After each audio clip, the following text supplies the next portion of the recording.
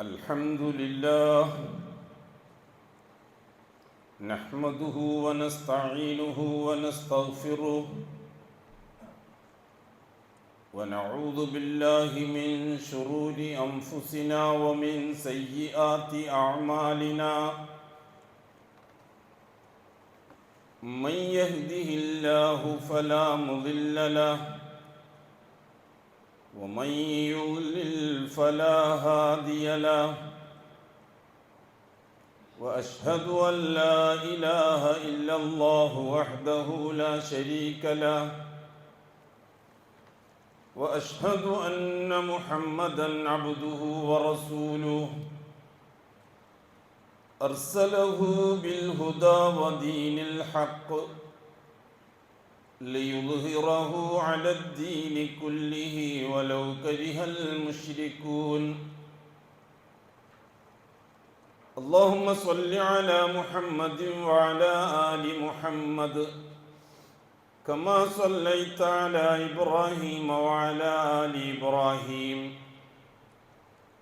وبارك على محمد وعلى آل محمد كما باركت على إبراهيم وعلى آل إبراهيم في العالمين إنك حميد مجيد عباد الله اتقوا الله أوصيكم عباد الله ونفسي أولا بتقوى الله يا أيها الذين آمنوا اتقوا الله حق تقاته ولا تموتن إلا وأنتم مسلمون يا أيها الذين آمنوا اتقوا الله وقولوا قولا سديدا يصلح لكم أعمالكم ويغفر لكم ذنوبكم ومن يطع الله ورسوله فقد فاز فوزا عظيما يا أيها الناس اتقوا ربكم الذي خلقكم من نفس واحدة وخلق منها زوجها وبث منهما رجالا كثيرا ونساء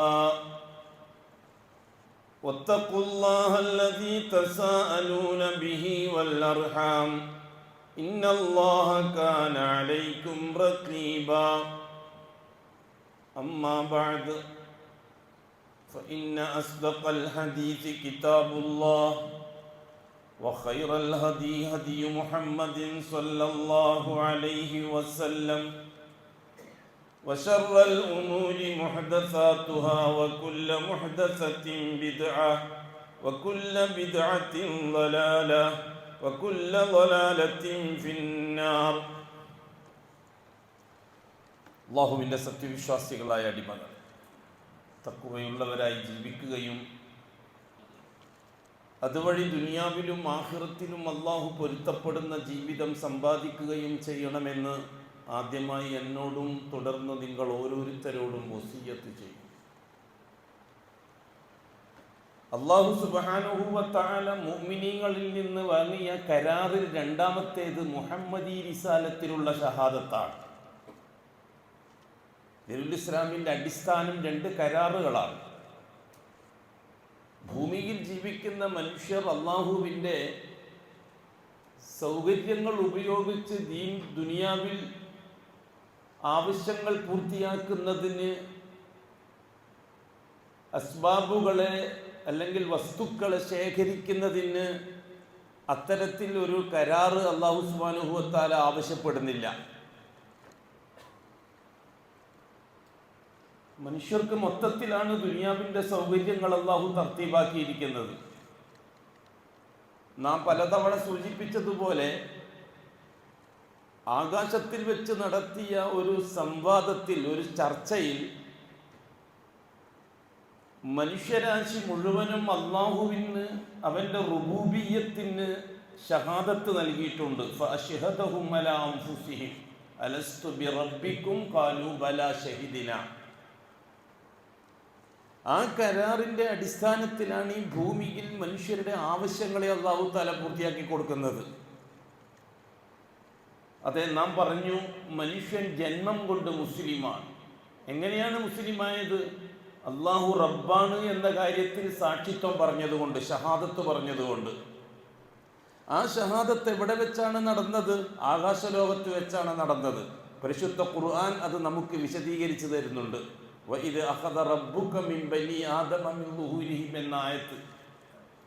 ആദമിന്റെ സന്തതികളെ മുഴുവനും വിളിച്ചുകൂട്ടി അല്ലാഹു സുബ്ഹാനഹു വ തആല ഷഹാദത്ത് വാങ്ങിയിട്ടുണ്ട്. ഏത് വിഷയത്തിൽ? അലസ്തു ബി റബ്ബിക്കും, നിങ്ങളെ റബ്ബ് ഞാനല്ലേ എന്ന വിഷയത്തിൽ. ആ സമയത്ത് മനുഷ്യരാശി മുഴുവനും അള്ളാഹുവിന് ഉറപ്പ് കൊടുത്തിട്ടുണ്ട്. ഖാലു ബല, അതെ നീയാണ് ഞങ്ങളെ റബ്ബ്, ഞങ്ങളുടെ മാലിക്കും ഖാലിക്കും മുദബ്ബിറും നീയാണ്. അതാണ് റബ്ബിന്റെ മാന. റബ്ബ് എന്ന വാക്കിൻ്റെ അർത്ഥം രക്ഷിതാവ് എന്ന് മലയാളത്തിൽ പരിഭാഷപ്പെടുത്തുമ്പോൾ അതിൻ്റെ ഒരു അപൂർണതയുണ്ട്. റബ്ബ് എന്നതിന് മൂന്നർത്ഥമാണ് നാം നൽകുന്നത്. ഒന്ന്, സകലതിൻ്റെയും ഉടമസ്ഥനാകാനുള്ള അധികാരി. രണ്ട്, സകലതിനെയും സൃഷ്ടിക്കാനുള്ള അവകാശം, അധികാരം. മൂന്ന്, സകലതിനെയും നിയന്ത്രിക്കാനുള്ള അധികാരം. മുൽക്ക്, ഖൽക്ക്, തദ്ബീർ. ഈ മൂന്ന് അധികാരാവകാശങ്ങൾ അള്ളാഹുവിന് മാത്രമുള്ളതാണെന്ന് സമ്മതിച്ചു കൊടുക്കലാണ് റുബൂബിയ്യത്തിലുള്ള തൗഹീദ്. അതാണ് ആദ്യം നടന്ന ഷഹാദ ആകാശലോകത്ത് വെച്ച്. ആ അടിസ്ഥാനത്തിലാണ് ഭൂമിയിൽ ജീവിക്കുന്ന മനുഷ്യരുടെ ആവശ്യങ്ങളെ അള്ളാഹു തർത്തീബാക്കിയിരിക്കുന്നത്. ഈ ആവശ്യങ്ങൾ പൂർത്തിയാക്കുന്നതിൻ്റെ ഇടയിൽ പ്രായപൂർത്തിയെത്തലോടുകൂടിയാണ് മനുഷ്യനോട് അല്ലാഹു തആല ആകാശലോകത്ത് വെച്ച് നടത്തിയ ആ ഷഹാദ പ്രാവർത്തികമാക്കാൻ തയ്യാറുണ്ടോ എന്ന് ചോദിക്കുന്നത്. ആ ചോദ്യത്തിന് ഉത്തരമായിട്ടാണ് രണ്ടാമത്തെ ഷഹാദ നടക്കുന്നത്. അതാണ് അഷ്ഹദു അല്ലാ ഇലാഹ ഇല്ലല്ലാഹ്. നമ്മത് വിശദീകരിച്ചതാണ്. ഹദ്റത്ത് നൂഹ് നബി അലൈഹി സ്വലാത്തു വസ്സലാമിൻ്റെ കാലം മുതലാണ് ഉലൂഹിയ്യത്തിലുള്ള ഷഹാദ നടപ്പിലാകുന്നത്. അഷ്ഹദു അല്ലാ ഇലാഹ ഇല്ലല്ലാഹ്, ഞാൻ എന്ത് നൽകുന്നുണ്ടെങ്കിലും എൻ്റെ അള്ളാഹുവിന് മാത്രമേ നൽകൂ എന്നത് ഞാൻ ജീവിച്ച് തെളിയിക്കുന്നതാണ്. ഇതാണ് ഷഹാദ. അഷ്ഹദു അല്ലാ ഇലാഹ ഇല്ലല്ലാഹിന്റെ ഒറ്റ വാക്കിൽ മലയാളത്തിൽ അർത്ഥം പറഞ്ഞാൽ അഷ്ഹദു, ഞാൻ ജീവിച്ച് തെളിയിക്കാമെന്ന് ഉറപ്പു നൽകുന്നു. എന്താണ് ഞാൻ ജീവിച്ച് തെളിയിക്കുക? അല്ലാ ഇലാഹ ഇല്ലല്ലാഹ് ഐ ലാ മഅബൂദ ബിഹഖ്ഖിൻ ഇല്ലല്ലാഹ്. ഞാനുമായി ബന്ധപ്പെട്ട ഏതേത് വിഷയങ്ങളുണ്ടെങ്കിലും, ദുനിയാവാവട്ടെ, ദീനാവട്ടെ, ആഖിറമാവട്ടെ, ഞാൻ എൻ്റെ അള്ളാഹുമായി മാത്രമേ അതിനെ ബന്ധപ്പെടുത്തുകയുള്ളൂ. ലാ ഇലാഹ, അള്ളാഹു അല്ലാത്ത ഒന്നിനെയും ആരെയും എന്തിനേയും ഞാൻ അതിൽ ഇടപെടിപ്പിക്കുന്ന പ്രശ്നമില്ല. അഷ്ഹദു, അത് ജീവിച്ച് തെളിയിക്കാൻ ഞാൻ തയ്യാറാണ്. അള്ളാഹ് കൊടുക്കുന്ന ഉറപ്പാണ്. എന്നാണ് ഷഹാദ. അപ്പൊ ദീനുൽ ഇസ്ലാമിൻ്റെ അടിസ്ഥാനം രണ്ട് ഷഹാദയാണ്. കാരണം ഒന്നാമത്തെ ഷഹാദ ആകാശലോകത്ത് വെച്ച് നടന്നു കഴിഞ്ഞു. ഇനി അതിനെപ്പറ്റി ചർച്ചയില്ല. അതിൻ്റെ ആവർത്തനം മാത്രമേ ഉള്ളൂ. അതിനെപ്പറ്റിയുള്ള വിശദീകരണം വിശകലനം മാത്രമേ ഉള്ളൂ. എന്തുകൊണ്ട് ലാ ഇലാഹ ഇല്ലല്ലാഹ്, ലാ റബ്ബ ഇല്ലല്ലാഹ് ആയതുകൊണ്ട്. അങ്ങനെ എന്തുകൊണ്ട് ലാ ഇലാഹ ഇല്ലല്ലാഹ്, ലാ റബ്ബ ഇല്ലല്ലാഹ്, അള്ളാഹു റബ്ബായതുകൊണ്ട് ഇലാഹ അള്ളാഹു അല്ലാതെ ആകാൻ പറ്റുകയില്ല. എന്തുകൊണ്ടാണ് ഈ രണ്ടാമത്തെ ഇലാഹ അള്ളാഹു അല്ലാതെ ആകാൻ പറ്റൂല എന്ന് ചർച്ച വന്നത്? ആദം അലൈഹി സ്വലാത്തു വസ്സലാമിൻ്റെ കാലഘട്ടത്തിൽ ആ ചർച്ച ഉണ്ടായിട്ടില്ല. ശരിയാണ്, ആദം അലൈഹി സ്വലാത്തു വസ്സലാമോ മക്കളോ ഒരു കാര്യത്തിലും അള്ളാഹു അല്ലാത്ത ആരെയും ഇടപെടിപ്പിച്ചിട്ടില്ല. ഒന്നിക്കൽ ഒരു മലക്കിനെ, അല്ലെങ്കിൽ ഒരു ജിന്നിനെ, അല്ലെങ്കിൽ വേറെ എന്തെങ്കിലും ഒരു ഷെയ്ഖിനെ, വേറെ ഏതെങ്കിലും ഒരു അഭൗതിക ശക്തിയെ അല്ലെങ്കിൽ ഭൗതിക ശക്തിയെ, ഒന്നിനെയും ആദം അലൈഹി സ്വലാത്തു വസ്സലാമോ ഭാര്യ മക്കളോ ഇടപെടിപ്പിച്ചിട്ടില്ല. അതുകൊണ്ട് ലാ ഇലാഹ ഇല്ലല്ലാഹ് എന്ന കലിമക്ക് പ്രസക്തിയില്ല എന്ന്. അത് കഴിഞ്ഞിട്ട് ശീസ് നബി അലൈഹി സ്വലാത്തു വസ്സലാം രണ്ടാമത്തെ നബിയായിട്ട് വന്നു. അദ്ദേഹവും ലാ ഇലാഹ ഇല്ലല്ലാഹ് ചർച്ച ചെയ്യേണ്ടി വന്നില്ല. കാരണം അദ്ദേഹം നബിയായി വരുന്ന സന്ദർഭത്തിൽ അള്ളാഹു അല്ലാത്ത ഒന്നിനെയും ജനം പരിഗണിച്ചിട്ടുണ്ടായിരുന്നില്ല. അദ്ദേഹം മരിച്ചതിന് ശേഷം ശീസ് നബി അലൈഹി സ്വലാത്തു വസ്സലാം നബിയായിട്ട് വന്നു. ആ കാലഘട്ടത്തിൽ ലാ ഇലാഹ ഇല്ലല്ലാഹ് ചർച്ച ചെയ്യേണ്ടി വന്നിട്ടില്ല. ആ കാലഘട്ടത്തിലും അഷ്ഹദു അല്ലാ ഇലാഹ ഇല്ലല്ലാഹ് ചർച്ചയിലില്ല. എന്തുകൊണ്ട്? ആ കാലഘട്ടത്തിൽ ജീവിച്ച ജനം, അഥവാ ആദം അലൈഹി സ്വലാത്തു വസ്സലാമിൻ്റെ മക്കൾ, പേരക്കുട്ടികൾ, അവരുടെ തലമുറ, അവരുടെ തലമുറ, ഇവരാരും അള്ളാഹു അല്ലാത്തൊരു ശക്തിയെ പറ്റി ചർച്ച ചെയ്തിട്ടില്ല, ഒരു വലിയനെ പറ്റി ചർച്ച ചെയ്തിട്ടില്ല, ഒരു ഷെയ്ഖിനെ പറ്റി ചർച്ച ചെയ്തിട്ടില്ല, ഒരു നബിയെ പറ്റിയോ റസൂലിനെ പറ്റിയോ ചർച്ച ചെയ്തിട്ടില്ല, ഒരു മലക്കിനെ പറ്റിയോ ജിന്നിനെ പറ്റിയോ ഒന്നും ചർച്ചയില്ല. അവരെ അടുക്കള തൊട്ട് അങ്ങാടി വരെ സകല വിഷയത്തിലും അള്ളാഹിനെ മാത്രം ഇടപെടിപ്പിച്ചവരാണ് അവർ. അതുകൊണ്ട് തന്നെ ലാ ഇലാഹ ഇല്ലല്ലാഹ് ചർച്ച ചെയ്യേണ്ടി വന്നില്ല. ഇദ്രീസ് നബി അലൈഹി സ്വലാത്തു വസ്സലാമിന്റെ മരണത്തിന് ശേഷം ആലിമീങ്ങൾ, ഉലമാക്കളായിരുന്നു വിഷയം കൈകാര്യം ചെയ്തത്. വദ്ദിനെ പോലെ സുവായിനെ പോലെ ഇദ്രീസ് നബിന്റെ ഗുരുകുലത്തിൽ നിന്ന് കിതാബ് ഓതി പഠിച്ച പണ്ഡിതന്മാർ അവരായിരുന്നു ആ കാലഘട്ടത്തിലെ ഉലമാക്കൾ, ആലിമീങ്ങൾ, ഷെയ്ഖുകൾ, ഖാദിമാർ, ഖതീബുമാർ, ഉസ്താദുമാർ അവരായിരുന്നു. അവർക്കും ലാ ഇലാഹ ഇല്ലല്ലാഹ് ചർച്ച ചെയ്യേണ്ടി വന്നിട്ടില്ല. കാരണം ആ കാലഘട്ടത്തിൽ, അതായത് ഏതാണ്ട് ആദം നബി അലൈഹി സ്വലാത്തു വസ്സലാമിന്റെ 8-9 തലമുറകളെത്തി. ആ കാലഘട്ടത്തിലും ലാ റബ്ബ ഇല്ലല്ലാഹ് തന്നെയായിരുന്നു ചർച്ച ചെയ്തുകൊണ്ടിരുന്നത്. കാരണം അള്ളാഹു അല്ലാത്തൊരു ശക്തിയെ പറ്റി ആ സമൂഹത്തിന് പരിചയമില്ല. അള്ളാഹുവിനോടൊപ്പം അള്ളാഹുവിൽ നിന്ന് കാര്യങ്ങൾ നേടുന്നതിന് ആരെങ്കിലും ഇടയാളുകളാക്കിയിട്ടോ മഹത്വമോ ജാഹോ ബറക്കത്തോ സ്പോരിശയോ അങ്ങനെ ഒരു ചർച്ചയും ആ കാലഘട്ടത്തിൽ ഉണ്ടായിരുന്നില്ല. അതുകൊണ്ട് തന്നെ റുബൂബിയത്തിനെ പറ്റിയുള്ള ചർച്ച അങ്ങൊന്ന് ഇങ്ങോട്ട് നമുക്ക് അല്ല മാത്രം അല്ല മാത്രം അല്ല മാത്രം എന്ന രീതിയിൽ റബ്ബ് അള്ളാഹു എന്ന രീതിയിലാണ് ചർച്ച. ഈ 5 ആലിമീങ്ങളും മരണപ്പെട്ടു കഴിഞ്ഞതിന് ശേഷം സാവധാനത്തിൽ സമൂഹത്തിലേക്ക് കടന്നു വരികയാണ് ആര്? മരിച്ചുപോയ മഹാന്മാരുടെ ജാറങ്ങൾ.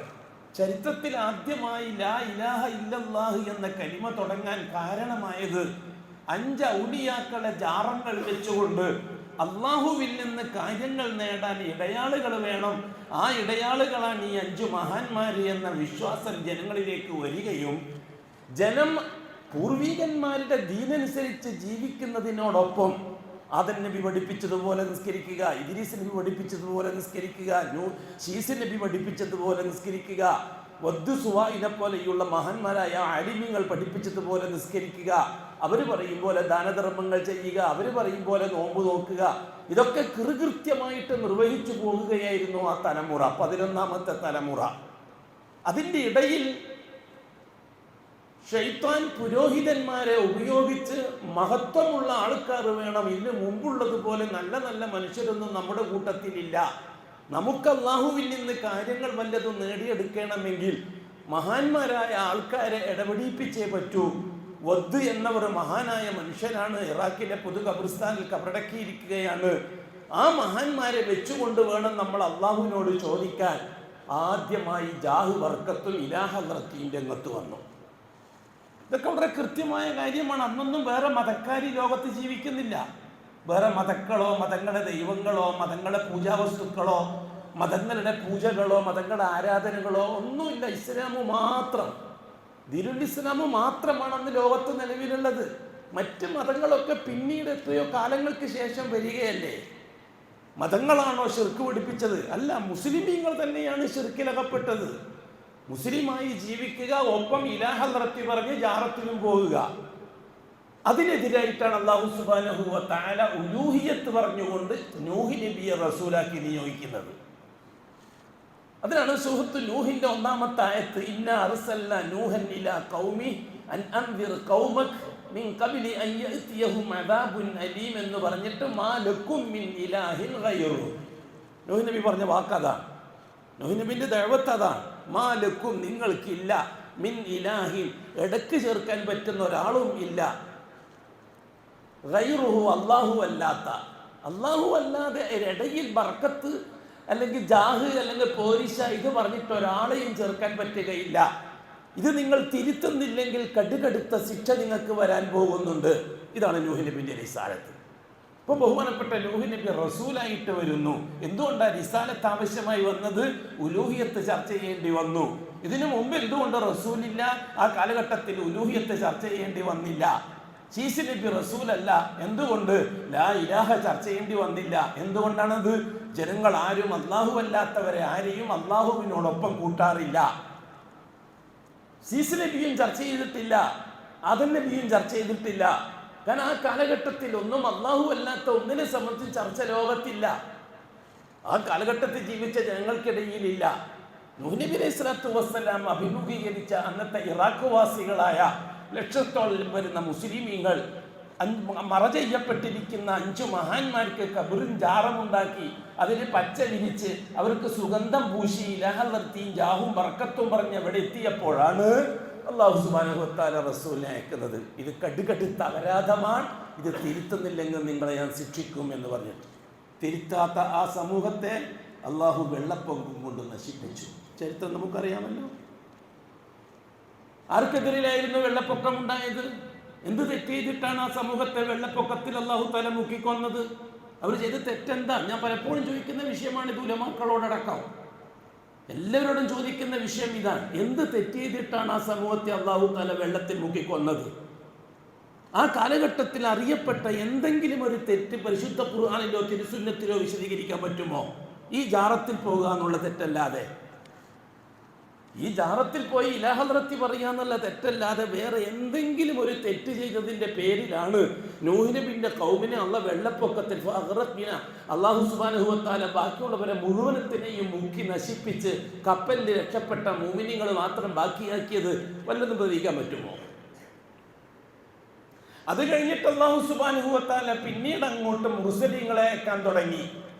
നൂഹ് നബി അലൈഹി സ്വലാത്തു വസ്സലാം വന്നിട്ട് തിരുത്തി അവർ ലാ ഇലാഹ ഇല്ലല്ലാഹ് അംഗീകരിച്ചു. അപ്പോഴാണ് അഷ്ഹദു അല്ലാ ഇലാഹ ഇല്ലല്ലാഹ് വന്നത്. ഓ നൂഹ്, അഷ്ഹദു, ഞാൻ തയ്യാറാണ്, അല്ലാ ഇലാഹ ഇല്ലല്ലാഹ്, ഞാൻ വദ്ദിനെയും സുവായിനെയും തങ്ങളെയും ഷെയ്ഖിനെയും ഒന്നും ഞാൻ അംഗീകരിക്കാൻ തയ്യാറല്ല, ഞാൻ അള്ളാഹുവിനെ മാത്രമേ അംഗീകരിക്കുകയുള്ളൂ, ഇനി അങ്ങോട്ട് ഞാൻ അത് തെളിയിക്കും ജീവിച്ചിട്ട്. ഈ ഷഹാദത്ത് പറഞ്ഞവരെ അള്ളാഹു മുഅ്മിനീങ്ങളിൽ ഇഷ്ടപ്പെടുത്തി. ഷഹാദത്തിന് ലംഘനമായിട്ട് ജാറങ്ങളുമായി ബന്ധപ്പെട്ടവരെ അള്ളാഹു തആല കാഫിരീങ്ങളെ കൂട്ടത്തിലും പെടുത്തി. എന്താണ് ഇതിൽ സംശയം? അള്ളാഹു മാത്രം എന്ന് പറയുന്നവർ മുസ്ലിമീങ്ങൾ, അള്ളാഹുവിനോടൊപ്പം ഔലിയാക്കളും മശായിഖുകളും വേണമെന്ന് പറയുന്നവർ കാഫിരീങ്ങൾ. ആർക്കാണ് ഇതിൽ സംശയമുള്ളത്? എല്ലാ കാലഘട്ടത്തിലും ദീനുൽ ഇസ്ലാമിന്റെ ശത്രുക്കൾ ഈ വിഷയത്തിലാണ് സംശയങ്ങൾ ഉണ്ടാക്കി തീർത്തിരിക്കുന്നത്. അല്ലാഹു സുബ്ഹാനഹു വ തആല എതിർപക്ഷത്തിന് വേണ്ടി ബഹുമാനപ്പെട്ട നൂഹ് നബി ദുആ ചെയ്തത് ലാ തദർ അലൽ കാഫിരീന ദയ്യാറ എന്നാണ്. ഈ ദുനിയാവിൽ ഈ ഭൂമിയുടെ പുറംതുനിക്ക് മുകളിൽ ഒരൊറ്റ കാഫിറിനെ പോലും ബാക്കി വെക്കേണ്ട അല്ലാഹു എന്ന് ദുആ ചെയ്തത് നൂഹ് നബിയാണ്. ആരെ പറ്റിയാണെന്ന് ദുആ ചെയ്തത്? മുസ്ലിമീങ്ങളെ പറ്റിയല്ലേ? ഇസ്ലാമിൽ നിന്ന് കുഫറിലേക്ക് പോയവരെ പറ്റിയല്ലേ നൂഹ് നബിന്റെ ദുആ? അല്ലാത്ത വേറെ മതക്കാരെങ്കിലും ആ കാലഘട്ടത്തിലുണ്ടോ കാഫിർ എന്ന് വിളിക്കാൻ? കാഫിർ എന്ന് വിളിക്കാൻ ഏതെങ്കിലും ഒരു മതക്കാരെ കാലഘട്ടത്തിലുണ്ടോ മുസ്ലിമീങ്ങളല്ലാതെ? എന്നിട്ടും ബഹുമാനപ്പെട്ട നൂഹ് നബി മുസ്ലിമീങ്ങളെ കാഫിർ എന്ന് വിളിച്ചത് ജാറത്തിൽ പോയി എന്ന ഒറ്റ കാരണത്താലല്ലേ? ഒറ്റ കാരണത്താൽ. ഈ അല്ലാത്ത അവരുടെ പണ്ഡിതന്മാർ ആ സമയത്ത് ഇന്നത്തെ ഷിയാക്കളെ പുരോഹിതന്മാർ പ്രസംഗിക്കുന്ന അതേ പ്രസംഗം തന്നെയാണ് നൂഹ് നബിന്റെ കാലഘട്ടത്തിലെ കാഫിരീങ്ങളെ നേതാക്കന്മാരായ ഉലമാക്കൾ പ്രസംഗിച്ചത്. എന്താണ് അവർ പറഞ്ഞത്? എല്ലാവരും വിളിച്ചു കൂട്ടിയിട്ട് എന്താ പറഞ്ഞത്? ലാ തദറുന്ന ആലിഹത്തക്കും, നൂഹ് പറയും പോലെ നിങ്ങളെ തങ്ങന്മാരെ നിങ്ങൾ കൈവിടണ്ട. ഇന്നത്തെ പുരോഹിതൻ പറയുന്നു മൊലീശേഖങ്ങളെ കൈവിടണ്ട, റിഫായ് ശേഖങ്ങളെ കൈവിടണ്ട, മറ്റേ ബദരീങ്ങളെ കൈവിടണ്ട. അന്നത്തവർ പറഞ്ഞത് എന്താണ്? ലാ തദറുന്ന ആലിഹത്തക്കും, നിങ്ങൾ നിങ്ങളുടെ ശേഖന്മാരെ കൈവിടണ്ട. ലാ തദറുന്ന വദ്ദ് തങ്ങളെ കൈവിട്ടേക്കേണ്ടതാ. ഇന്നത്തെ ആൾ പറയുന്നു മൊലീശേഖങ്ങളെ കൈവിടണ്ട. അന്നത്തെ ആൾ പറഞ്ഞു വല യഹൂക്ക് തങ്ങളെ കൈവിടണ്ട. ഇന്നത്തെ ആൾ പറയുന്നു റിഫായ് ശേഖനെ കൈവിടണ്ട. അന്നത്തെ ആൾ പറയുന്നു വല യഹൂസ് തങ്ങളെ കൈവിടണ്ട. ഇന്നത്തെ ആൾ പറയുന്നു റിഫായ് ശേഖനെ കൈവിടണ്ട. അന്നത്തെ ആൾ പറയുന്നു വല നസ്ര തങ്ങളെ കൈവിടണ്ട. ഇന്നത്തെ ആൾ പറയുന്നു ബദരീങ്ങളെ കൈവിടണ്ട. മൽ ഫർഖു ബൈനഹും, എന്താണ് വ്യത്യാസം? ആ കാഫിരീങ്ങളും ഇന്ന് നിലവിലുള്ള കാഫിരീങ്ങളും തമ്മിൽ ഇവിടെ എന്തിനാണ് മതങ്ങളെ കൂട്ടിപ്പിടിക്കുന്നത് ഞാൻ ചോദിക്കുന്നത്? ഹിന്ദുക്കളെയും ക്രിസ്ത്യാനികളെയും ജൂതന്മാരെയും മറ്റും കൂട്ടിപ്പിടിക്കുന്നതിനായി ഈ വിഷയത്തിൽ രണ്ട് സമൂഹമേ ഉള്ളൂ. ഒന്ന് ഷഹാദത്ത് ബാത്തിലാക്കിയ ഷിയാക്കളായ മുസ്ലിമീങ്ങൾ, രണ്ട് ഷഹാദത്ത് ഉറപ്പിച്ചു നിർത്തിയ സലഫികളായ മുസ്ലിമീങ്ങൾ. ഇവിടെ രണ്ട് ചർച്ചയേ ഉള്ളൂ. ഇവിടുത്തെ ഹിന്ദുക്കളെ പറ്റിയും ക്രിസ്ത്യാനികളെ പറ്റിയും ഒന്നല്ല ഇവിടെ അടിസ്ഥാന ചർച്ച. ദൈവത്തിനെ വഴിമാറ്റി വിടുന്ന എന്തിനു വേണ്ടിയിട്ടാണ്? ഹിന്ദുക്കൾക്ക് ദൈവത്ത്, ക്രിസ്ത്യാനികൾക്ക് ദൈവത്ത്, ഹിന്ദുക്കളെ മതത്തിലേക്ക് കൊണ്ടുവരാൻ ക്രിസ്ത്യാനികൾ, അങ്ങനെ ഒരു മതപരിവർത്തനം ഒരു പരിപാടിയെ ഇസ്ലാം ദീനിലില്ല. മതം മാറ്റം എന്നൊരു പരിപാടി ദീനുൽ ഇസ്ലാമിലില്ല. ഷഹാദത്ത് ലംഘിച്ചവരെ ഷഹാദത്തിലേക്ക് തിരിച്ചു കൊണ്ടുവരിക എന്നുള്ളതിനാണ് ദഅവത്ത്. നൂഹ് നബി അലൈഹി സ്വലാത്തു വസ്സലാമിന്റെ ദഅവത്ത് അതായിരുന്നു. മുഹമ്മദ് മുസ്തഫ സല്ലല്ലാഹു അലൈഹി വസല്ലം തങ്ങളുടെ കാലഘട്ടത്തിലെ ദഅവത്ത് മറ്റു മതക്കാരെ ഇസ്ലാമിലേക്ക് ചേർക്കലായിരുന്നോ? ജൂതമതത്തിൽ നിന്നും ക്രിസ്തു മതത്തിൽ നിന്നും വളരെ എണ്ണപ്പെട്ട ആൾ മാത്രമല്ലേ ദീനുൽ ഇസ്ലാമിലേക്ക് ആ കാലഘട്ടത്തിൽ വന്നിട്ടുള്ളൂ. റസൂലുള്ളാഹി തങ്ങൾ ദഅവത്ത് ചെയ്തത് മുഴുവനും മക്കയിലെ ഖുറൈശികളായ പാരമ്പര്യ മുസ്ലിമീങ്ങളോടായിരുന്നില്ലേ ദഅവത്ത്? അവർ കൃത്യമായി നിസ്കരിക്കുന്നവരായിരുന്നില്ലേ? അബൂജഹൽ, തുബത്ത്, ഷൈബത്തുമാര് അവർ നോമ്പ് നോക്കുന്നവരായിരുന്നില്ലേ? അവർ സക്കാത്ത് കൊടുക്കുന്നവരായിരുന്നില്ലേ? എന്താണ് സൂറത്തുൽ അൻആമിൽ അവരെ സക്കാത്തിനെ പറ്റി പറഞ്ഞത്? അല്ലാഹു തആല അവർ വിളവെടുപ്പിന്റെ സന്ദർഭത്തിൽ കൃത്യമായി സക്കാത്ത് അള്ളാഹ്ക്കുള്ള ഓഹരി അള്ളാഹ്ക്കും മാറ്റി വെക്കും, ശുറക്കാക്കുകൾക്ക് ഔലിയാക്കന്മാർക്കുള്ള ഓഹരി ഔലിയാക്കന്മാർക്കും മാറ്റി വെക്കും. എന്നിട്ട് അള്ളാഹു തആല അവരെ പരിഹസിച്ചിട്ടുണ്ട്, പറഞ്ഞിട്ടുണ്ട് അള്ളാഹ്ക്കുള്ള ഓഹരി ചിലപ്പോൾ മറ്റുള്ളവർക്ക് കൊടുത്തെന്ന് വരും. ഔലിയാക്കന്മാർക്ക് നേർച്ചയാക്കി വെച്ചത് ഒരു കാരണത്താലും മറ്റവർക്ക് അവർ കൊടുക്കുകയില്ല. അത്ര തീവ്രമായിരുന്നു ഔലിയാക്കളുടെ കാര്യത്തിൽ. ഇന്നോ അള്ളാഹ്ക്കുള്ളത് കൊടുക്കാൻ അഡ്ജസ്റ്റ് ചെയ്ത് തരും പുരോഹിതന്മാര്. ഔലിയാക്കളുള്ളത് കൊടുക്കാൻ ഒരു അഡ്ജസ്റ്റ്മെന്റും ഇല്ല, കൊടുത്തേ പറ്റൂ, അല്ലെങ്കിൽ അവൻ്റെ തറവാടേ മുടിഞ്ഞു പോകുന്ന. ഔലിയാക്കർക്ക് കൊടുക്കാനുള്ളത് കൊടുത്തിട്ടില്ലെങ്കിൽ. നിങ്ങൾക്കൊരു ഉദാഹരണം പറഞ്ഞു തരാം ഞാൻ. ഹാജിമാരെയും കൊണ്ട് ഹജ്ജിന് പോകും ആര്? ഷീഈ മൊല്ലമാര്. ഹജ്ജിന് പോയിട്ട് തമത്തുഇന്റെ ഇഹ്റാമിലാണ് പോയിട്ട് ഉംറ നിർവഹിക്കുക. എന്നിട്ട് ഹജ്ജിന്റെ സമയം വരുമ്പോൾ ഹജ്ജിന് ഇഹ്റാം കെട്ടുക. ഇതിന് തമത്തുഇന്റെ ഹജ്ജ് എന്നാ പറയുക. ഈ രീതിയിൽ ഹജ്ജ് നിർവഹിക്കുന്നവർക്ക് കഫഫ ഫിദിയ കൊടുക്കൽ നിർബന്ധമാണ്. ഒരാട്ടിനെ അറുത്ത് കൊടുക്കൽ നിർബന്ധമാണ്. ഒരാട്ടിനെ അറുത്ത് കൊടുക്കണം, ഒരു പ്രായശ്ചിത്തം. തെറ്റിന് കഫാറത്തല്ല, ഫിദിയാണത്, പകരം. ഫിദിയ എന്ന് പറഞ്ഞാൽ പകരം. അല്ലാഹു തആല അങ്ങനെ ഒരു സൗകര്യം ഹാജിമാർക്ക് വേണ്ടി ചെയ്യുന്നത് കൊണ്ട് നിങ്ങൾ ആ സാധുക്കൾക്ക്, അവിടുത്തെ സാധുക്കൾക്ക് ഒരാട്ടിനെ അറുത്തിട്ട് കൊടുക്കണമെന്ന് അല്ലാഹു തആല പറഞ്ഞതാണ് ഫിദിയ. അത് നിർബന്ധമാണ് ഈ തമത്തുഇന്റെ ഹജ്ജ് ചെയ്യുന്നവർക്ക്. ഹജ്ജിന് മാത്രം ഇഹ്റാം കെട്ടിപ്പോകുന്നവർക്ക് അത് ബാധകമല്ല. അതേപോലെ തന്നെ ഹജ്ജിനും ഉംറക്കും കൂടി ഇഹ്റാം കെട്ടിപ്പോകുന്നവർക്ക് അത് ബാധകമല്ല. ഉംറ ചെയ്ത് അവിടെ പോയി തഹല്ലുലായി എന്നിട്ട് പിന്നീട് ഹജ്ജിൽ പ്രവേശിക്കുന്നവർക്കാണ് ബാധകം. ഈ ഹാജിമാരോട് ആ സമയം വരുമ്പോൾ ഈ ഷീഈ മൊല്ലമാര് ചെയ്യുന്ന ഒരു രീതിയുണ്ട്. എല്ലാവരെയും കൂടി വിളിച്ചു കൂട്ടി ഇരുത്തിയിട്ട് ദുൽഹജ്ജ് 7 തൊട്ടടുത്തുള്ള മീക്കാത്തിലേക്ക് പോകും. തൊട്ടടുത്തുള്ള മീക്കാത്ത് ഏതെങ്കിലും 80 കിലോമീറ്ററോളം അവിടുന്ന് പോകും. ജുഹഫ എന്ന് പറയുന്ന സ്ഥലത്തേക്ക് ഒരു 50 റിയാൽ വീതം ഹാജിമാരോട് വാങ്ങും. എന്നിട്ട് ബസ് സ്പെഷ്യലാക്കും. എന്താ കാര്യം?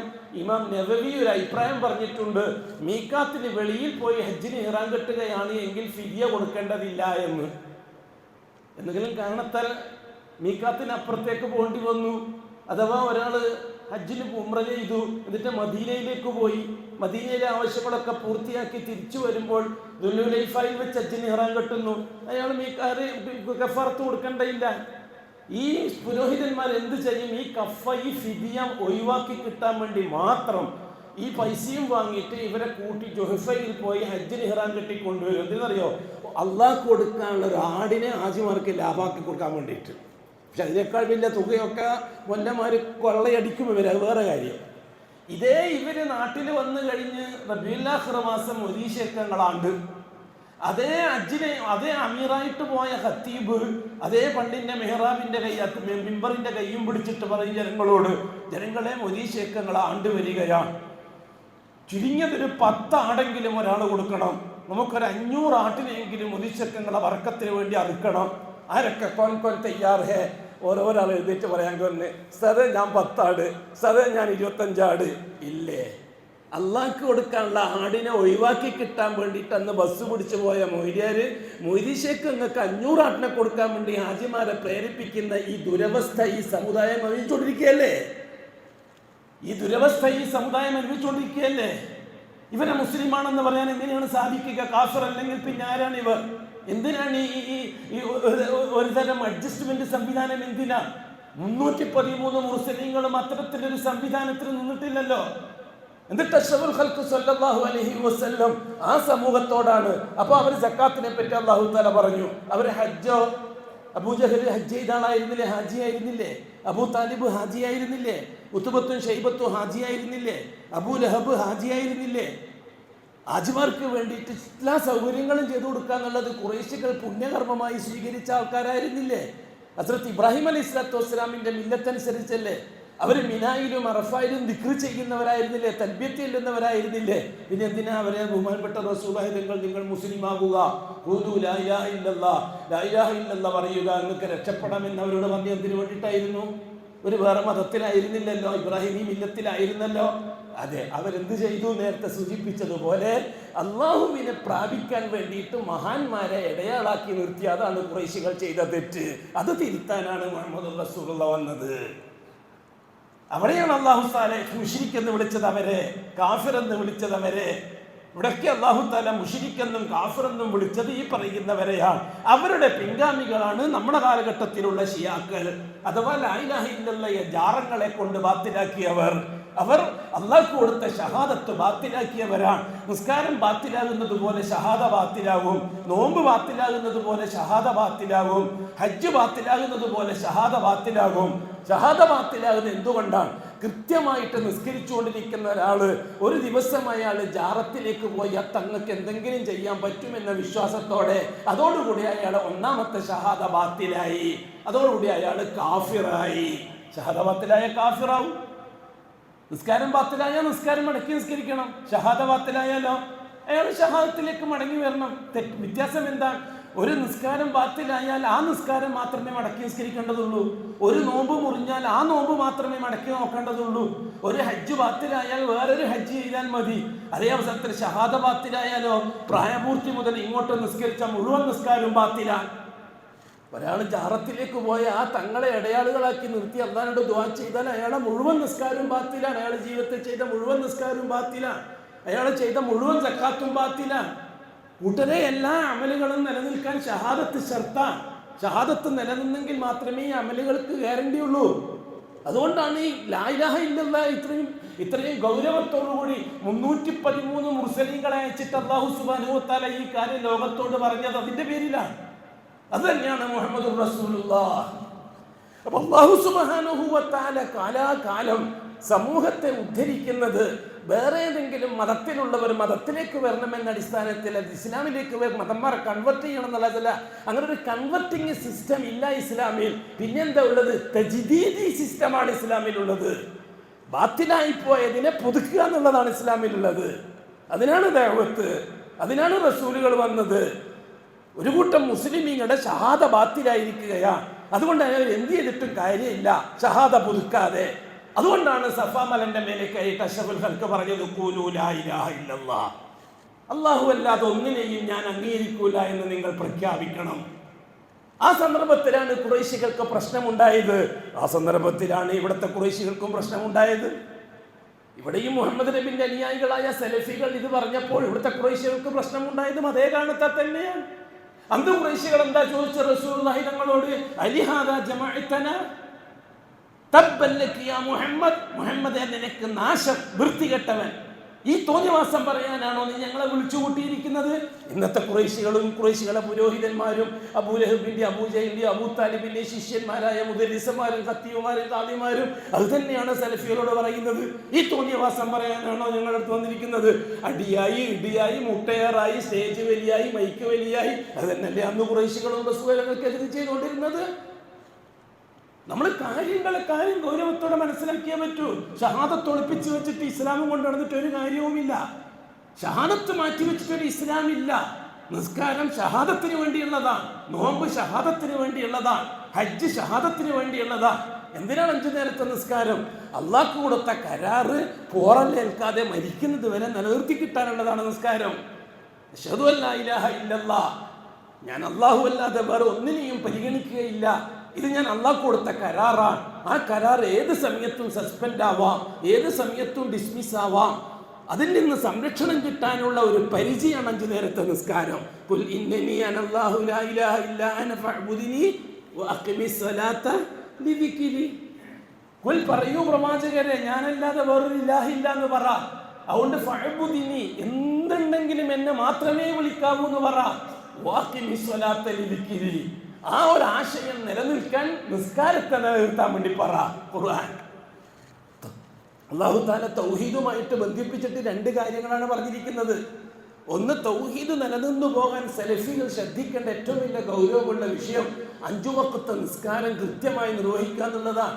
അല്ലെങ്കിൽ ഏത് സമയത്തും സലഫികളിൽ നിന്ന് തൗഹീദ് ചോർന്നു പോകും. നിസ്കാരത്തിൽ ഉദാസീനത കാണിച്ചാൽ, നിസ്കാരത്തിൽ എന്തെങ്കിലും തരത്തിലുള്ള പാപാകത കാണിച്ചാൽ അവർ തൗഹീദ് ചോർന്നു പോകും. ഷിയാക്കൾക്ക് നിസ്കാരം നിലനിർത്തിയിട്ട് ഒരു ഫലവും കിട്ടാനില്ല. അവർ ഓൾറെഡി ഷഹാദ ബാത്തിലാക്കിയവരാണ് ജാറങ്ങളെ കൊണ്ട്. അവർ 5 വഖത്തിന് പകരം 5000 വഖത്ത് നിസ്കരിച്ചിട്ടും കാര്യമില്ല. കാരണം അവരുടെ ഷഹാദത്ത് ഓൾറെഡി ബാത്തിലാണ്. അവരാദ്യം വരേണ്ടത് ഷഹാദത്തിലേക്കാണ്. ഷിയാക്കൾ ആദ്യം വരേണ്ടത് ഷഹാദത്തിലേക്കാണ്. ഷഹാദത്ത് ബാത്തിലായി കിടക്കുകയാണ്. അവർ പണ്ട് പരമ്പരാഗതമായി ഒന്നിക്കൽ പാരമ്പര്യത്തിൽ ഉമ്മയും ഉപ്പയും മുസ്ലിം ആയതുകൊണ്ട് അവനും മുസ്ലിം ആയതാ. അന്ന് മുതലേ തുടങ്ങിയതായിരിക്കും ജാറസഞ്ചാരം. ചെറിയ കുഞ്ഞു മക്കളെ കാലത്തൊക്കെ ആ കുഞ്ഞി കയ്യും പിടിച്ചിട്ട് ജാറങ്ങളിൽ കയറി ഇറങ്ങി ബാപ്പിയും ഉമ്മയും അന്ന് മുതലേ മുശ്രിക്കാക്കിയിട്ടാണ് മക്കളെ വളർത്തി. അതല്ലേ അല്ലാഹുവിന്റെ റസൂൽ പറഞ്ഞത്, കുല്ലു മൗലൂദിൻ യൂലദു അലൽ ഫിത്ര, സകല കുഞ്ഞുങ്ങളും ജനിക്കുന്നത് ഇസ്ലാമില, ഓരോ മനുഷ്യക്കുഞ്ഞും ജനിക്കുന്നത് ഇസ്ലാമില. ഫഅബവാഹു, അവന്റെ ഉമ്മയും ഉപ്പയുമാണ്, യുഹവ്വിദാനിഹി, അവനെ ജൂതനാക്കുന്നത്, വയുമജ്ജിസാനിഹി, അവനെ മജൂസിയാക്കുന്നത്, വയുനസ്സിറാനിഹി, അവനെ ക്രിസ്ത്യാനിയാക്കുന്നത്. ഇപ്പോഴത്തെ കാലഘട്ടത്തിലാണെങ്കിൽ അവനെ ശീഇയാനിഹി, അവനെ ശീഇയാക്കുന്നത്. വളരെ കൃത്യമല്ലേ കാര്യം? പ്രസവിച്ച ഉടനെ തന്നെ ചോരക്കുഞ്ഞിനെ എടുത്തിട്ട് പോകുന്ന ജാറത്തിലേക്കല്ലേ? കൊടിയ കുഫ്ർ. അല്ലെങ്കിൽ പിന്നെന്താ? ആ ജനിച്ചു വീണ പ്യൂറിൽ പ്യൂർ ഫിത്രത്തിൽ ജനിച്ചു വീണ കുഞ്ഞിനെ കൊണ്ടുപോയിട്ട് ശിർക്കിന്റെ കേന്ദ്രത്തിൽ വെച്ച് കൊടുക്കുകയല്ലേ? പുതിയ കാറ് വാങ്ങിയ താക്കോല് ജാറപ്പുറത്ത് 24 മണിക്കൂർ, ജാറപ്പുറത്ത് 24 മണിക്കൂർ പട്ടിന്റെ മേലെ. എന്നിട്ട് 24 മണിക്കൂറും കഴിഞ്ഞിട്ടാണ് ആ താക്കോൽ എടുത്തിട്ട് കാറ് ഓടിക്കുക. നിങ്ങളെ കാസർഗോഡ് ജില്ലയിലെ ആ രീതിയിൽ കാറും കാണണം ചെയ്യുന്ന ജാറും, കാറിന് വേണ്ടി ബർക്കത്ത് റീചാർജ് ചെയ്യാൻ വേണ്ടിയിട്ടുള്ള ജാറും നിങ്ങൾ കേരള കാസർഗോഡ് ജില്ലയിലില്ലേ? നിഷേധിക്കാൻ നോക്കുമോ നിങ്ങൾക്ക്? കൊടിയ കുഫറിലേക്കല്ലേ കാര്യങ്ങൾ? വീട് കൂടുന്ന അന്ന് രാത്രി കുതുബിയത്ത് അല്ലാഹി തമ്പുരാനെ തന്നെ, അള്ളാഹുവിനെ തന്നെയാണ് സത്യം. ആ വീട് കുഫർ കൊണ്ട് തുടങ്ങിയല്ലേ? ഫ്രീ ആയിട്ടല്ലേ ഇപ്പൊ കുതുബിയത്ത് ജൂതൻ നടത്തിക്കൊണ്ടിരിക്കുന്നത്? ഏതെങ്കിലും രാജ്യാർ വീടിന്റെ പണി പൂർത്തിയാക്കി ഉദ്ഘാടനത്തിന്റെ സമയം സ്വീകരിച്ചിട്ട് ജമാഅത്ത് വീട്ടില് എന്താ വകുപ്പ്? തുടക്കം തന്നെ വിദ്യാർത്ഥല്ലേ? പുതിയ വീട്ടിൽ നിസ്കാരം ജമാഅത്തായിട്ട്. അന്ന് ഖത്തീബ് പള്ളിയിൽ ഉണ്ടാവില്ല, മുലാലിന്റെ വീട്ടിലാണ് ഉണ്ടാവുക. റസൂലുള്ളാഹി പറഞ്ഞു, ലാ സ്വലാത്ത ലിജാരിൽ മസ്ജിദി ഇല്ലാ ഫിൽ മസ്ജിദ്, പള്ളിന്റെ അയൽവക്കക്കാർക്ക് പള്ളിയിൽ വെച്ചല്ലാതെ നിസ്കാരം ഇല്ല എന്ന്. ഈ ഫർദ് നിസ്കാരം നിർവഹിക്കാൻ വേണ്ടിയിട്ട് സുബഹിസ്കരിക്കാൻ നിർവഹിക്കാൻ ഖാദിയാർ പോകുന്നത് ആ വീട്ടിലേക്ക്. എന്നിട്ട് ഇമാമും ജമാഅത്തായിട്ട് ആ വീട്ടിൽ നിസ്കാരം, ഒരു ബാങ്ക്, ഒരു ഇഖാമത്ത്. ഏതാ വകുപ്പ്? ഇത് കൊടിയ കുഫ്റും ശിർക്കും. അല്ലെങ്കിൽ പിന്നെന്താ? ലാ ഇലാഹ ഇല്ലല്ലാഹ് കൊടുത്ത ഷഹാദത്തിന്റെ ലംഘനമല്ലെങ്കിൽ പിന്നെന്താ? മുഹമ്മദുർ റസൂൽ കൊടുത്ത ഷഹാദത്തിന്റെ ലംഘനമല്ലെങ്കിൽ പിന്നെന്താ? ഈ രീതിയിൽ അഷ്റഫുൽ ഖൽഖ് പറഞ്ഞതുപോലെ കുഞ്ഞി പ്രായത്തിൽ തന്നെ ആ ചോര കൈയും പിടിച്ചിട്ട്, ആ ചോരക്കാലും പിടിച്ചിട്ട് തന്നെ ആ കുഞ്ഞിനെ ശിർക്കിന്റെ കേന്ദ്രത്തിൽ കൊണ്ടുപോയി ഒഴിയുകയാണ്. ഇത് തന്നെയാണെന്ന് ഖുറൈശികൾ ചെയ്തത്. അവരെ തിരിച്ചു വരണമെന്നാണ് റസൂലുള്ളാഹി തങ്ങൾ പറഞ്ഞത്. ഇപ്പം നമ്മൾ പറയുന്നതും അവരോട് തിരിച്ചു വരണമെന്നാണ്. ഖാദിമാരോട്, ഖത്തീബുമാരോട്, മുദരിസുമാരോട്, മഹല്ല് ജമാഅത്തുകളോട്, ജാറ കമ്മിറ്റിക്കാരോട് നമുക്ക് പറയാനുള്ളതും ഷഹാദത്തിലേക്ക് തിരിച്ചു വരണം. നിങ്ങളുടെ ഷഹാദത്ത് നിങ്ങൾ ജാറങ്ങളെ കൊണ്ടും കുതുബിയത്ത് കൊണ്ടും ബാത്തിലാക്കി കളഞ്ഞിരിക്കുകയാണ് എന്ന് നമ്മൾ പറഞ്ഞുകൊണ്ടിരിക്കുന്നത്. ചിലർ പറയുന്നത് അങ്ങനെ പറയണ്ട, നമ്മൾ ഒന്നിച്ചു കൂടുന്നവരല്ലേ. അത് വേറൊരു കാര്യമാണ്.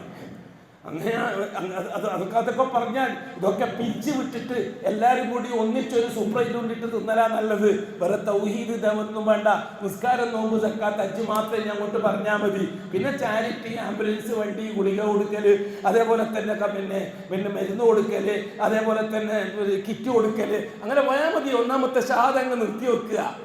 ഷഹാദത്തു അല്ലാ ഇലാഹ ഇല്ലല്ലാഹു അന്ന മുഹമ്മദുർ റസൂലുള്ളാഹ് നിർത്തി വെക്കുക. തൽക്കാലം ബാക്കിയുള്ള കാര്യവുമായിട്ട് ഷിയാക്കളോടൊപ്പം ചേർന്ന് നിസ്കരിക്കണേ എന്ന് പറഞ്ഞുകൊണ്ട് നടക്കുക. നോമ്പ് വെക്കാൻ പറയുക, സക്കാത്ത് ക്ലാസ്, നിസ്കാര ക്ലാസ്, ഹജ്ജ് ക്ലാസ്, അതേപോലെ തന്നെ ചാരിറ്റി ക്ലാസ്, അതേപോലെയുള്ള കാര്യങ്ങളുമായിട്ട് മുന്നോട്ട് പോകുക. അതോടുകൂടി അഷ്റഫുൽ ഖൽഖ് പറഞ്ഞതുപോലെ ഒരു കാലഘട്ടം വരും, ആ കാലഘട്ടത്തിൽ ദീനുൽ ഇസ്ലാം ഉണ്ടാകുകയില്ല, ഒന്നും ബാക്കി കാണുകയില്ല. ഖുർആൻ ഷരീഫിന്റെ എഴുത്തുകളും വരികളും ഖുർആൻ ക്ലാസും മാത്രം ബാക്കിയുണ്ടാവും, വേറെ ഒന്നും ബാക്കി ഉണ്ടാവുകയില്ല. ആ ഒരു കാലഘട്ടത്തിലേക്ക് തിരിച്ചു പോകും. അത് നമ്മുടെ ജീവിതകാലത്ത് തന്നെ ആയിപ്പോയല്ലോ എന്നുള്ളതാണ് ഏറ്റവും വലിയ സങ്കടം. ഞാൻ പറഞ്ഞു വരുന്നത്, രണ്ടാമത്തെ ഷഹാദയായിട്ട് അല്ലാഹു സുബ്ഹാനഹു വ തആല ഓരോ കാലഘട്ടത്തിലും ഓരോ റസൂലിന്റെ റിസാലത്തിന് തീരുമാനിച്ചിട്ടുണ്ട്. ആ കാലഘട്ടത്തിൽ നൂഹ് നബിയുടെ റിസാലത്തിനെ ഒന്നാം ഷഹാദയുമായിട്ട് ബന്ധിപ്പിച്ചു. അഷ്ഹദു അല്ലാ ഇലാഹ ഇല്ലല്ലാഹ് വഅഷ്ഹദു അന്ന നൂഹൻ റസൂലുള്ളാഹ്. ലാ ഇലാഹ ഇല്ലല്ലാഹ് എന്ന കലിമ അനുസരിച്ച് ജീവിക്കുന്നത് മുഹമ്മദി റിസാലത്തെ, നൂഹി റിസാലത്തിനെ പരിഗണിച്ചുകൊണ്ടായിരിക്കും. വഅഷ്ഹദു, ഞാൻ അതും ജീവിച്ച് തെളിയിക്കാൻ തയ്യാറാണ്.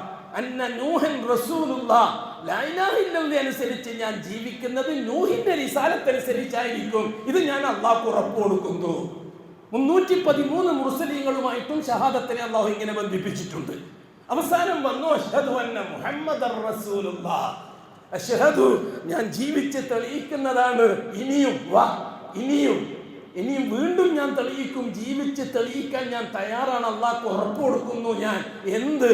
അന്ന മുഹമ്മദൻ, തീർച്ചയായും മുഹമ്മദ് എന്ന വ്യക്തി റസൂലുള്ളാഹ്, അള്ളാന്റെ റസൂലാണ്. അത് ഞാൻ ജീവിച്ച് തെളിയിക്കാൻ തയ്യാറാണ്.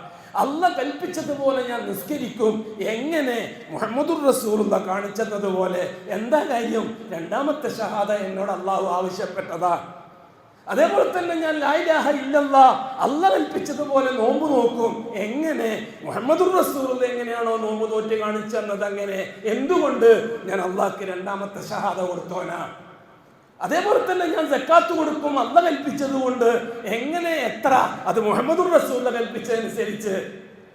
അതേപോലെ തന്നെ ഞാൻ ഹജ്ജ് ചെയ്യും. എന്താ കാര്യം? എൻ്റെ അള്ളാഹ് പറഞ്ഞിട്ടുണ്ട് എന്നോട് ഹജ്ജ് ചെയ്യാൻ. എങ്ങനെ? മുഹമ്മദുർ റസൂലുള്ളാഹ്, മുഹമ്മദ് നബി എങ്ങനെയാണോ ഹജ്ജ് ചെയ്തത് അങ്ങനെ. മുഹമ്മദ് നബി എങ്ങനെയാണോ കാണിച്ചു തന്നത് അങ്ങനെ. എന്താ കാര്യം? ഞാൻ രണ്ടാമത്തെ ഷഹാദ എന്ന നിലക്ക് അള്ളാഹ്ക്ക് ഒരു ഉറപ്പ് കൊടുത്തിട്ടുണ്ട്. എന്ത് ചെയ്യുന്നുണ്ടെങ്കിലും മുഹമ്മദ് നബിന്റെ റിസാലത്ത് അനുസരിച്ചേ ചെയ്യുകയുള്ളൂ എന്ന്. അതുകൊണ്ട് തന്നെ രണ്ട് ഷഹാദ പൂർത്തിയാക്കുക എന്നുള്ളത് ഇസ്ലാം സഹീഹാകാനുള്ള ഷർത്താണ്. അതിൽ രണ്ടാമത്തെ ഷഹാദയായി അള്ളാഹു നിശ്ചയിച്ചു തന്നത് മുഹമ്മദുർ റസൂലുള്ളാഹ്. മുഹമ്മദുർ റസൂലുള്ളാഹിക്ക് ഷഹാദത്ത് കൊടുക്കാൻ, ആ ഷഹാദ സഹീഹാകാൻ അതൊരു അമലാണ്, അതൊരു ഇബാദത്താണ്. നിസ്കാരം സഹീഹാകാൻ ഷർത്തുകളുണ്ട്, നോമ്പ് സഹീഹാകാൻ ഷർത്തുകളുണ്ട്, ഹജ്ജ് സഹീഹാകാൻ ഷർത്തുകളുണ്ട്. ഇതേപോലെ ഷഹാദത്ത് സഹീഹാകാനും ഷർത്തുകളുണ്ട്. ലാ ഇലാഹ ഇല്ലല്ലാഹ് സഹീഹാകാനുള്ള ഷർത്ത് നാം ഒരുപാട് വിശദീകരിച്ചിട്ടുണ്ട്. ഒന്ന്, ഒരു കാരണവശാലും അള്ളാഹ്ക്ക് പകരക്കാരെ ഉണ്ടാക്കുകയില്ല. രണ്ടാമത്തത്, പാർട്ട്ണർമാരെ ഉണ്ടാക്കുകയില്ല. മൂന്നാമത്തത്, അള്ളാഹു അല്ലാത്തൊരു സഹായിയെ പരിഗണിക്കുകയില്ല. നാലാമത്തത്, അള്ളാഹു അല്ലാത്തൊരു ശുപാർശകനെ പരിഗണിക്കുകയില്ല. അഞ്ചാമത്തത്, അള്ളാഹു അല്ലാത്തൊരു ഇടയാളെ, ലാ നിദ്ദ ലഹു വലാ ശരീക ലഹു വലാ ലഹീറ ലഹു വലാ ശഫീഅ ലഹു വലാ വസീല ലഹു. ഈ രീതിയിൽ ഞാൻ ലാ ഇലാഹ ഇല്ലല്ലാഹ് തെളിയിക്കുന്നതാണ്. രണ്ടാമത്തത് മുഹമ്മദുർ റസൂലുള്ളാഹ്. അത് ഞാൻ എങ്ങനെയാണ് തെളിയിക്കുക? അതിനും അല്ലാഹു തആല വ്യവസ്ഥകൾ വെച്ചിട്ടുണ്ട്. സുമാറങ്ങനെ മുഹമ്മദ് നബിയാണെന്ന് പറഞ്ഞത് കൊണ്ട് ഷഹാദ സഹിയായി കിട്ടുകയില്ല. മുഹമ്മദി റിസാലത്തിലുള്ള ഷഹാദ സഹിയായില്ലെങ്കിൽ ലാ ഇലാഹ ഇല്ലല്ലാഹുവിന്റെ ഷഹാദ ബാത്തിലാകും. ലാ ഇലാഹ ഇല്ലല്ലാഹുവിന്റെ ഷഹാദ ബാത്തിലായാൽ അവന്റെ ജീവിതം മുഴുവനും കുഫറിലാകും. ഈ രണ്ടാമത്തെ ഷഹാദയെ വിശദീകരിക്കുന്നതിന് എന്താണ് നമുക്ക് പഠിപ്പിക്കപ്പെട്ടത്? നമുക്കൊന്ന് പരിശോധിച്ച് നോക്കാം. أقول قولي هذا والله أعلم وأستغفر الله العظيم لي ولكم وأستعفيه عني وعنكم وعن جميع المسلمين والمؤمنين أجمعين واستغفروه إنه هو الغفور الرحيم.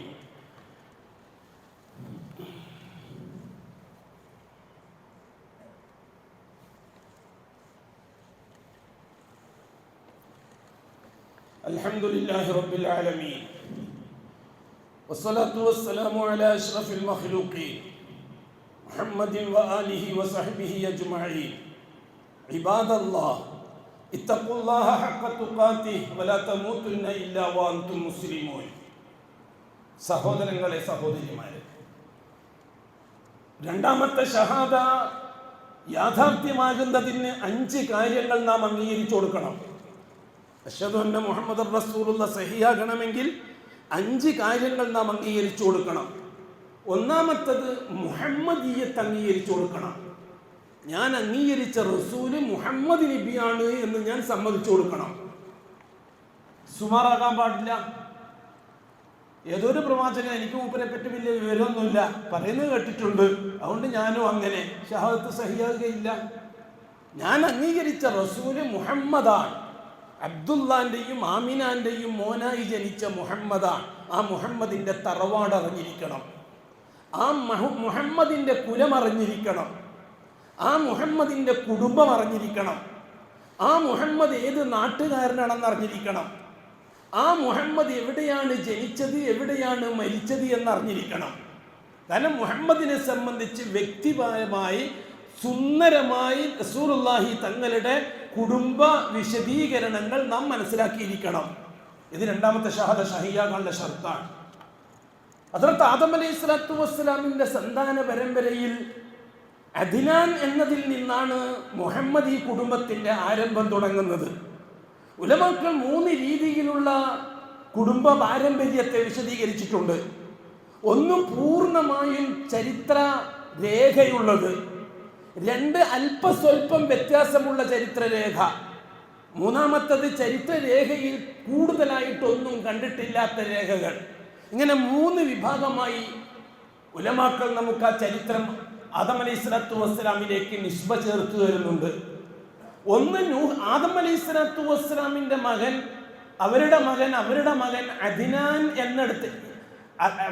അദ്നാൻ എന്നെടുത്തെത്തുന്നത് വരെയുള്ള ഒരു കുടുംബ പരമ്പര വംശാവലി ലോകചരിത്രത്തിൽ നിലവിലുണ്ട്. പക്ഷെ അതിന് പ്രാമാണികതയൊന്നും, കാരണം ജൂതന്മാർ അതിൽ പലതും, ജൂതന്മാരും അത് ചർച്ച ചെയ്തിട്ടുണ്ട്, നസാറാക്കൾ ചർച്ച ചെയ്തിട്ടുണ്ട്, ലോകത്ത് കഴിഞ്ഞുപോയ എല്ലാ മതക്കാരും അത് ചർച്ച ചെയ്തിട്ടുണ്ട്. ഈ കാരണം എല്ലാവരും ഇബ്രാഹിമിൽ എത്തേണ്ടത് ആവശ്യമാണ്. ജൂതന്മാർക്ക് ഇബ്രാഹിമിലേക്ക് എത്തേണ്ട ആവശ്യമുണ്ട്, ക്രിസ്ത്യാനികൾക്കും ഇബ്രാഹിമിലേക്ക് എത്തേണ്ട ആവശ്യമുണ്ട്, അതേപോലെ തന്നെ ആര്യ ദ്രാവിഡ മതക്കാർക്കും ഇബ്രാഹിമിലേക്ക് പാരമ്പര്യം എത്തേണ്ട ആവശ്യമുണ്ട്. അതുകൊണ്ട് ആദം തൊട്ട് അദ്നാൻ വരെയുള്ള ചരിത്രരേഖ ഇവരെല്ലാം കൈകാര്യം ചെയ്തിട്ടുണ്ട്. ആ അദ്നാൻ മുതൽ ഇബ്രാഹിം വരെയുള്ള കാലഘട്ടം, ഇസ്മായിൽ വരെയുള്ള കാലഘട്ടം, ഇബ്രാഹിമിന്റെ മകൻ ഇസ്മായിൽ വരെയുള്ള കാലഘട്ടം, ഏതാണ്ട് ഒരു 20 അല്ലെങ്കിൽ ഒരു 18ഓളം ഉപ്പാപ്പന്മാരുടെ പേര് തെളിവ് സഹിതം ചരിത്രകാരന്മാർ നമുക്ക് പറഞ്ഞു തരുന്നുണ്ട്. അത് കഴിഞ്ഞിട്ട് പിന്നെ ഇസ്മായിൽ മുതൽ മുഹമ്മദ് വരെയുള്ള 3ാം ഘട്ടം, അത് 100% രേഖാവൃതമാണ്, പൂർണ്ണമായും രേഖയാണ്. അപ്പൊ മുഹമ്മദ് മുസ്തഫ തങ്ങളിൽ നിന്ന് അബ്ദുള്ള, അബ്ദുൽ മുത്തലിബ്, ഹാഷിം, ഖുറൈശ്, ഹാഷിം, ഖുസൈ, കിലാബ്, മുറത്ത്, കഅബ്, ലുവൈ, ഫിഹ്ർ, മാലിക്, നദർ, ഖുസൈമ, മുദരിക്ക, അങ്ങനെ പോയി അദ്നാൻ വരെയുള്ള ഉപ്പുപ്പമാരെ വളരെ കൃത്യമായി നമുക്ക് പരിചയപ്പെടുത്തി തരുന്നുണ്ട് താരീഖിന്റെ ഉലമാക്കൾ. അദ്നാൻ മുതൽ അങ്ങോട്ട് ആദം അലൈഹിസ്സലാത്തു വസ്സലാം വരെയുള്ളതും, ഇതിൽ അഷ്റഫുൽ ഖൽക്കിന്റെ ബാപ്പ അബ്ദുള്ള, ഉമ്മ ആമിന മുതൽ ഏതാണ്ട് ഖുസൈ അല്ലെങ്കിൽ കിലാബ് എന്ന ഉപ്പുപ്പായ് വരെയും, ആ കിലാബിൽ നിന്ന് ഇസ്മായിൽ നബി വരെയുള്ള പാരമ്പര്യം, ഇത് വളരെ കൃത്യവും വ്യക്തവും ആണ്. ആരെ സംബന്ധിച്ചിടത്തോളം? 2ാമത്തെ ഷഹാദ പഠിക്കാൻ തയ്യാറാകുന്നവരെ സംബന്ധിച്ചിടത്തോളം അത് പഠിച്ചേ പറ്റൂ. മുഹമ്മദ് റസൂൽ വെറുതെ കാണാപ്പാടം പഠിച്ചിട്ട് ചെല്ലാൻ ഷഹാദത്താവൂല. ഞാൻ അംഗീകരിച്ച റസൂല് മുഹമ്മദ് എന്ന് പേര് വെക്കപ്പെട്ട വ്യക്തിയാണ്. അത് പരിശുദ്ധ ഖുർആൻ പേര് പറഞ്ഞതാണ്, മുഹമ്മദുൻ റസൂലുള്ളാഹ് വല്ലദീന മഅഹു അശിദ്ദാഉ അലൽ കുഫാരി റുഹമാഉ ബൈനഹും. മുഹമ്മദ് റസൂലുള്ളാഹ്, അല്ലാഹുവിന്റെ റസൂലാണ്. സൂറത്ത് മുഹമ്മദ് അല്ലാഹു തആല വിശദീകരിച്ചു തന്നു. മുഹമ്മദ് അല്ലാഹുവിന്റെ റസൂലാണ്. ആ മുഹമ്മദിന്റെ കൂട്ടത്തിലുള്ള ജനങ്ങളെയും വിശേഷണമുണ്ട്. വല്ലദീന മഅഹു, ആ മുഹമ്മദിന്റെ കൂട്ടത്തിലുള്ള മുഅ്മിനീങ്ങളുടെ സ്വഭാവം അശിദ്ദാഉ അലൽ കുഫാർ, ജാറക്കാരോട് കടുത്ത നിലപാട് സ്വീകരിക്കുന്നവരാ.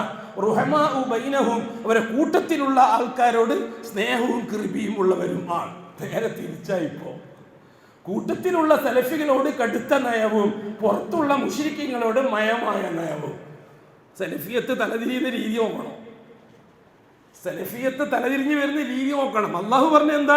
വല്ലദീന മഅഹു അശിദ്ദാഉ അലൽ കുഫാർ, ജാറത്തിന്റെ ആൾക്കാരോട് കെട്ടുകെട്ടുത്ത വെറുപ്പുള്ളവരായിരുന്നു ആ നബിന്റെ ഒന്നിച്ചന്ന് ജീവിച്ച സഹാബാക്കൾ.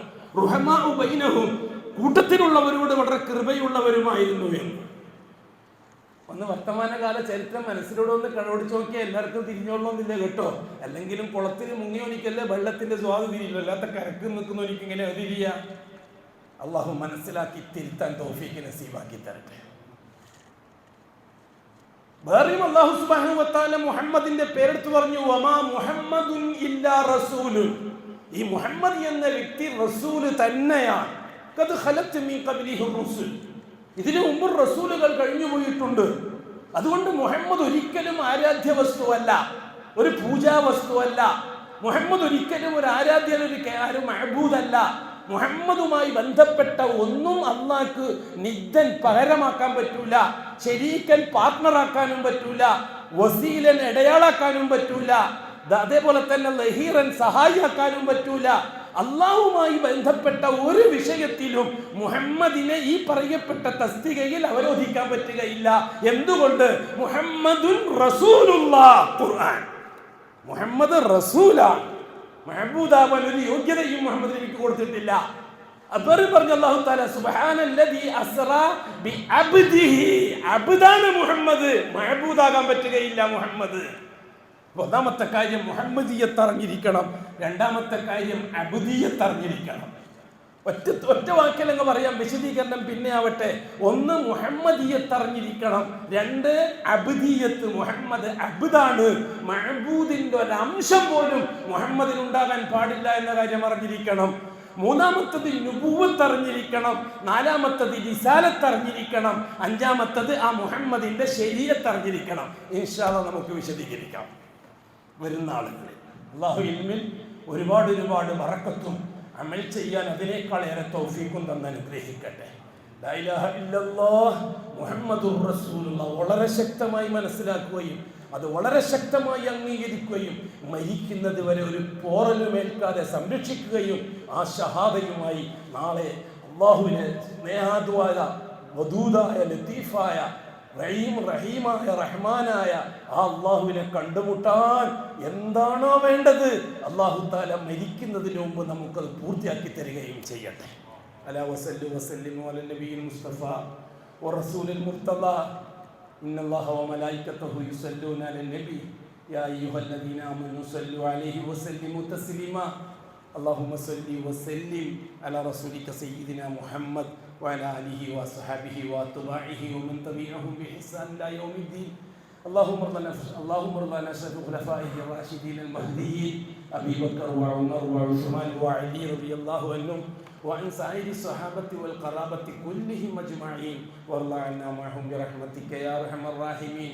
اللهم اغفر للمؤمنين والمؤمنات والمسلمين والمسلمات الأحياء منهم والأموات. اللهم إنك مجيب الدعوات وقاضي الحاجات طيب ثرانا وثراهم واجعل الجنة مأوانا ومأواهم. اللهم أصلحنا وأصلح أئمتنا وأمتنا وولاتنا وولاة أمورنا. اللهم اجعل أمورنا بأيدي خيارنا حتى يقودنا إلى الخير من هو خير منا. اللهم انصر جيوش المسلمين وفك أسر المأسورين واقض الدين عن المدينين. اللهم اكتب الستر والسلامة علينا وعلى والدينا وأولادنا وأزواجنا وعلى جميع الحجاج والعمار والزوار والغزاة والمسافرين والمجاهدين في سبيلك صادقين والدين في بيتك ووحدك وجوبك أجمعين يا رب العالمين. ربنا آتنا في الدنيا حسنة وفي الآخرة حسنة وقنا عذاب النار. ربنا اغفر لنا ولإخواننا الذين سبقونا بالإيمان ولا تجعل في قلوبنا غلا للذين آمنوا ربنا إنك رؤوف رحيم. وصلى الله على خير خلقه محمد وآله وصحبه أجمعين والحمد لله رب العالمين.